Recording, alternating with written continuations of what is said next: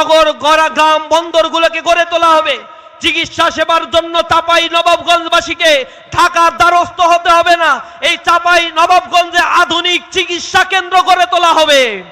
চাপাই নবাবগঞ্জে কৃষি শিল্প ক্ষেত্রে উন্নয়ন ঘটানো হবে।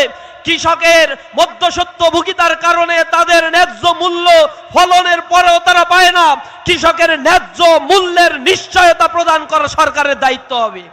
এই চাপাই নবাবগঞ্জে যে ঘেরবেড়িগুলো, আবাদি জমিগুলো, ফসলি জমিগুলো দখল করা হয়েছে, এই দখলদারদের হাত থেকে এই বাংলাদেশকে মুক্ত করার জন্য বাংলাদেশ জামায়াত ইসলামী এক অভিনব অ্যাপস পদ্ধতি চালু করেছে।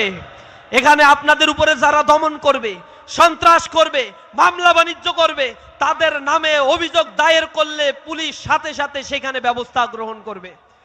এরপরে 2040 সালে বাংলাদেশ জামায়াত ইসলামী $2 ট্রিলিয়ন অর্থনৈতিক হাব তৈরি করবে, যার মাথাপিছু আয় জনগণের $10,000 মার্কিন ছাড়িয়ে যাবে। বর্তমানে আমাদের যে মাথাপিছু আয় রয়েছে, সেই মাথাপিছু আয় $2,800 মার্কিন বলা হয়, কিন্তু আপনি আমি সেই মার্কিন ডলার পাই না।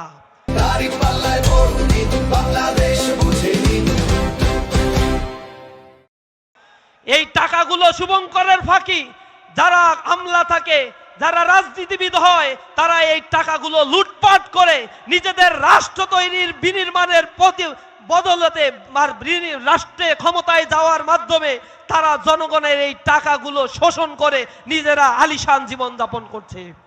জামায়াত ইসলামী বলছে পরিবারতন্ত্র আর চলবে না। বাংলাদেশের রাজার ছেলেই শুধু রাজা হবে তা নয়, একজন কৃষকের ছেলেও যদি যোগ্যতা সম্পন্ন হয়, এই বাংলাদেশের দায়িত্ব তাদের হাতে বুঝিয়ে দেয়া হবে।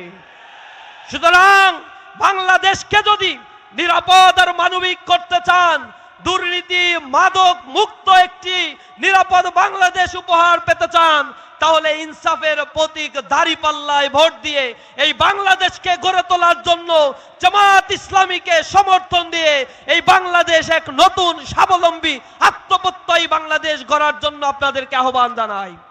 বাংলাদেশের প্রতিটি ভূখণ্ডে আমাদের মায়েরা, আমাদের বোনেরা হেঁটে বেড়াবে, আল্লাহর ভয় ছাড়া আর কারো ভয় তাদের অন্তরে থাকবে না। কোন দুষ্কৃতিকারী কোন মায়ের সন্তানের কলিজায় এত বড় পাটা হবে না আমার মায়ের দিকে আর বোনের দিকে অঙ্গুলি নির্দেশ করে কোনো কথা বলবে। আমাদের মায়েদের জন্য নিরাপদ বাংলাদেশ আমরা গঠন করব।